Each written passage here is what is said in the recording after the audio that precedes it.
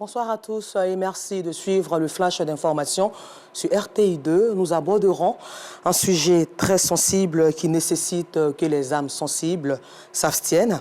Le cancer du sein tue et on ne cessera de le dire. Dans la commune de Koumassi, Salimata Diakité est atteinte de cette maladie. Malgré les nombreux soins, le mal persiste chez la jeune femme. Aujourd'hui, la famille de Salimata a le regard tourné vers les personnes de bonne volonté pour la sauver de l'emprise de cette maladie cancéreuse. Sauvons Salimata, un reportage de Justin Kouassi, commenté par Assitan Diarra, que nous verrons ce soir à 19h30. Un peu plus loin du district autonome d'Abidjan, les populations du département de Fakobli, surtout celles de la sous-préfecture et de la ville, n'oublieront pas d'aussitôt la tornade du mardi 23 avril dernier. Le vent et la pluie ont causé d'énormes dégâts matériels au centre de santé, au marché, dans les établissements scolaires et même au domicile du préfet du département. Les populations appellent donc à l'aide. Le monde entier célébrera le mercredi 1er mai prochain la fête du travail. Ce jour revêt d'une importance capitale pour certains travailleurs. La majorité voit en ce jour une lucarne de faire un bilan de l'année écoulée, si possible même plébisciter leurs collaborateurs ou encore même festoyer. D'autres, par contre, n'ont pas d'estime pour ce jour parce qu'il est favorable à leur business. À la page littérature, la maison d'édition Al-Kima a procédé ce samedi 27 avril à la cérémonie de présentation et de dédicace du livre Cheikh Moustapha Sonta et l'héritage du prophète. Un livre de Daouda Berté qui met en avant des valeurs morales et spirituelles pour un comportement exemplaire dans la société. Fedana Yeo et Assitan Diarra ont assisté à cette dédicace.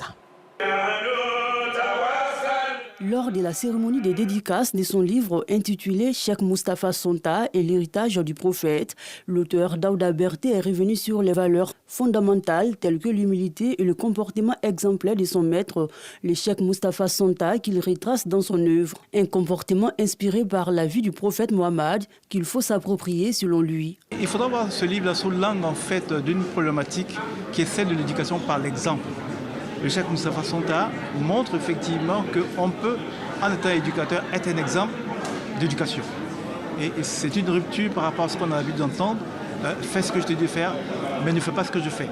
Et donc, en fait, c'est une interpellation pour tous les parents, pour tous les éducateurs que nous sommes, de sorte à ce que nous soyons des modèles inspirants pour nos enfants, pour des comportements plus vertueux.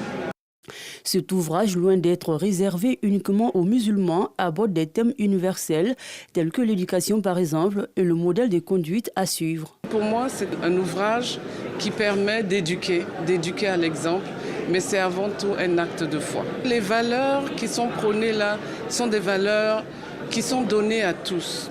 C'est important, vous savez, ce monde met beaucoup l'accent sur la technique, sur les compétences.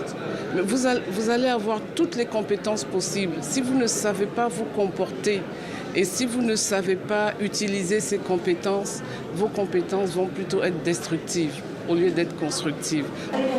Cette cérémonie de dédicace a permis de riches échanges entre les invités et l'auteur, offrant à chacun des éclaircissements sur l'œuvre et sur les enseignements qu'elle véhicule. Pour le Cheikh Moustapha Sonta, mis en exergue dans cette œuvre, c'est une satisfaction. C'est un sentiment d'humilité, de reconnaissance envers Dieu. Et on demande à Dieu que les gens comprennent mieux le message. Parce que comme Daouda Berté l'a dit, le message, c'est pas moi. Le message, c'est surtout les caractères du prophète Mohammed sallallahu alayhi wa sallam. C'est de comprendre qui et comment le prophète vivait, comment il fonctionnait. Nous, les êtres humains, on essaie de prendre un peu de lui pour en faire notre quotidien et pour transmettre ça aux gens qui nous suivent. La cérémonie a pris fin avec une séance de dédicaces.